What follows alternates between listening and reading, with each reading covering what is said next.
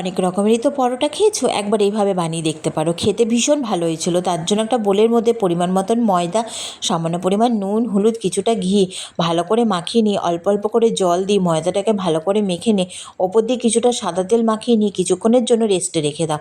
এদিকে সেদ্ধ করে রাখা ছোলার ডালটাকে ভালো করে ম্যাশড করে নিয়ে তার মধ্যে সামান্য পরিমাণ লবণ আর একটু মিষ্টি দিয়ে ভালো করে সব কিছু মিশিয়ে নিয়ে একটু শুকনো করে নেবে। নামানোর আগে ওপর থেকে কিছুটা ঘি ছড়িয়ে নিয়ে আর ডালের পুরটি তৈরি করে নিতে হবে। এদিকে মেখে রাখা ময়দাটাকে আরেকটু ভালো করে ডলে নিয়ে তার থেকে ছোটো ছোটো করে লেচি কেটে নিয়ে একটু গোল করে নিয়ে বাটির মতন শেপ দিয়ে তৈরি করে রাখা ডালের পুরটা ভেতরে দিয়ে মুখটাকে ভালো করে বন্ধ করে দিতে হবে, যাতে বেলার সময় ভেতর থেকে ডালের পুরটি বেরিয়ে না যায়। এবার ভালো করে গোল করে নিয়ে কিছুটা শুকনো ময়দা ছড়িয়ে দিয়ে হালকা হাতে একটু পরোটার মতন করে গোল করে বেলে নিতে হবে। এটা বেশি মোটা বা পাতলা করার দরকার নেই।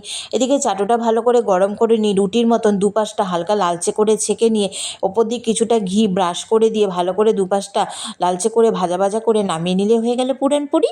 আর খেতে তো দারুণ হয়েছিল।